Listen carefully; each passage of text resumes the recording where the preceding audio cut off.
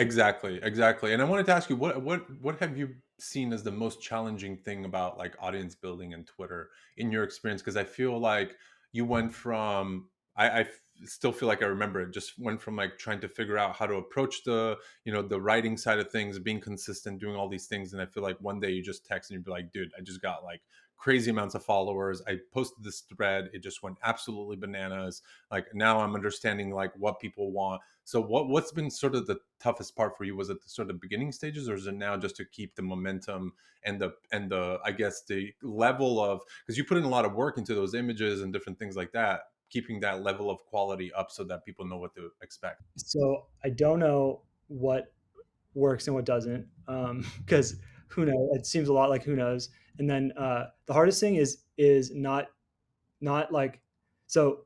My goal this whole year was to follow my energy and follow like do more of things that give me energy and less of things that don't. So Twitter can give me energy, but it can also suck it out of me because there's other people that I'm friends with that have grown 40,000 followers in half the time. Like 5 or 10 people have done that I know of. So like my progress is very steady and very slow in comparison with like how I'm focused on growth and not just on being there and presence. I want to grow. So I wouldn't say it's fast growth, but it's been steady. And then the hardest part is trying to frame other people's rapid growth as like as trying to learn from it, while also like finding the wins in my own growth, whatever path I'm on. So roast my landing page has been good because then I can get more value out of where I'm at with 5,000 followers and also give more value at the same time with this one thing. Even though I'm not huge and I haven't blown up, there's still enough exposure to draw like a little bit of side hustle, like project work that doesn't consume me or like bog me down with tasks. And it's asynchronous, which is the best part because with a family, and I know, like with all the projects you have going on, you can't like asynchronous is the best when you're not tied to a specific deliverable time. You give it back within a range, and then that's how you do it. So hardest part on Twitter has been staying positive and finding like the energy in there. And you have to, just like I said with workouts, like if I get bogged down, I move to something else. Same with Twitter content. Like I get tired of something, instead of bailing on the whole thing, I just find a new angle to approach stuff with that is exciting. And then I pursue that. That's sick. That's awesome. I really, really love that. And what made you? What is really the thing that made you want to start building your audience? Was there a trigger point where you're just like, I just want to start doing this, or what happened there?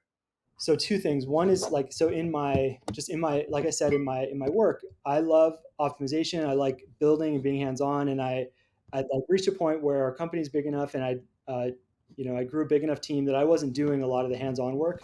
And so and I delegated a lot of like the direction on different parts of my like programs to different people on my team. So I had more like long-term planning, but very little like this month or this week I'm going to get some dopamine feedbacks.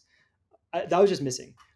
So that's just there in the background while I'm hearing. It was like a few My First Million podcasts where Sean and Sam were talking about growing on Twitter, and Sean had talked about writing viral tweets that went viral, grow all these followers. So I was like, oh, that's interesting. So there's clearly like a high return on time potential on Twitter.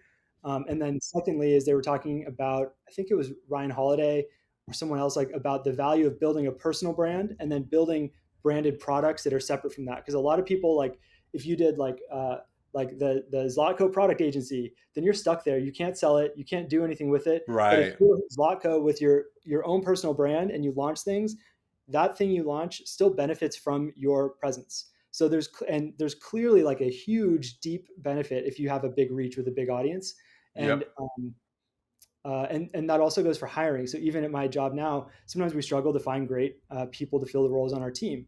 So if I had a follower, an audience of size X or Y, if you had 100,000 people following you, it seems plausible that hiring suddenly becomes much easier. Or if you have like an obscure question or obscure need, people have relied on you, you've given value for free all this time, um, and 100,000 is freaking huge. I mean, I think part of the value of the roast my funnel is that if I'm at 50,000 followers, we're doing like a one-on-one video, there's a sense of celebrity for the person getting the video. Even though they pay for it, it's like, oh, this person's speaking directly to me about my site, like a personal podcast style. Um, So for all that, all those reasons, it should be easier to hire someone also. Or if you're going to start a new project and you need like a technical co-founder or designer, it should be easier to find that person because you have this well of 10, 20,000 people. So at my current rate, I'm hoping to get 10,000 followers by the end of the year. And, but in 3 years, if I only had 40,000 followers, that's massive. And I'm way ahead in 3 years. I'm way ahead of where I am now than I would be if I didn't do any Twitter stuff and instead spent that spare time just learning like I always do, but not writing about it on Twitter. Twitter's like a small marginal increase on the time I'm already spending learning, but it adds like a lot more upside. That's amazing.